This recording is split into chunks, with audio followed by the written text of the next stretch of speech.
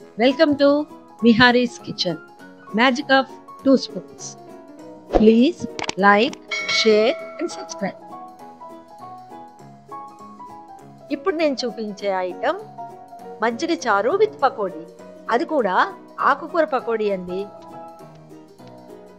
దీనికి కావలసిన పదార్థాలు పాలకూర, శనగపిండి, పచ్చిమిర్చి, ఉల్లిపాయలు, కరివేపాకు, పెరుగు, కొత్తిమీర, తాలింపు దినుసులు, ఇంగువ.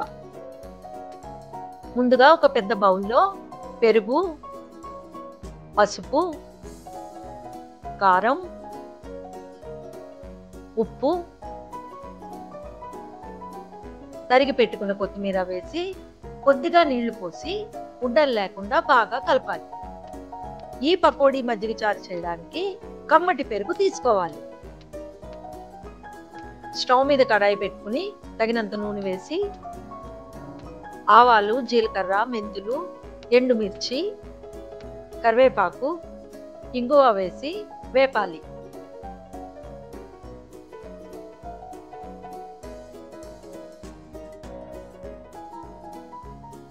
ఈ వేపిన తాలింపుని ముందుగా రెడీ చేసి పెట్టుకున్న మజ్జిగలో వేసి కలిసేలాగా కలపాలి.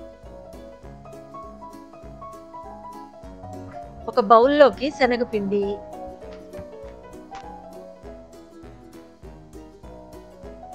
తరిగి పెట్టుకున్న పాలకూర, ఉల్లిపాయ ముక్కలు,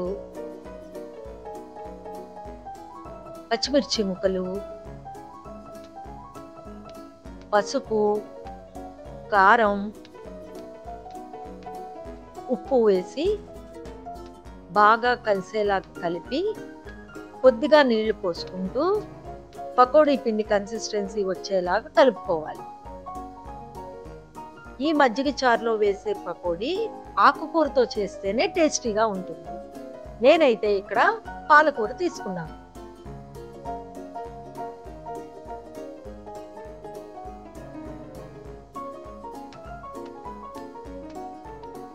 స్టవ్ మీద కడాయి ఉంచి పకోడీ వేపడానికి కావలసినంత నూనె వేసుకుని వేడెక్కిన తర్వాత చిన్న చిన్న పకోడీలాగా నూనెలోకి వేయాలి.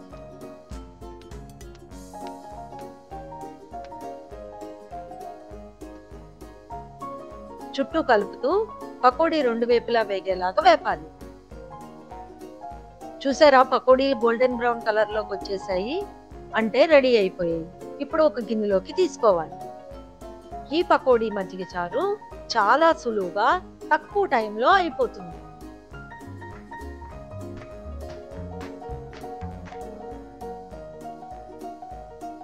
ఈ పకోడీల్ని ముందుగా రెడీ చేసి పెట్టుకున్న తాలింపు మజ్జిగలోకి వేయాలి. మజ్జిగలోకి కలిసేలాగా బాగా కలపాలి. చూసారా, ఆకుకూర పకోడీతో మజ్జిగ చారు ఎంత సులువుగా చేసేసానో. తప్పకుండా మీరు ట్రై చేయండి. విహారీస్ కిచెన్ ని లైక్, సబ్స్క్రైబ్ చేయండి. బెల్ ఐకాన్ ని ప్రెస్ చేయడం మర్చిపోవద్దు.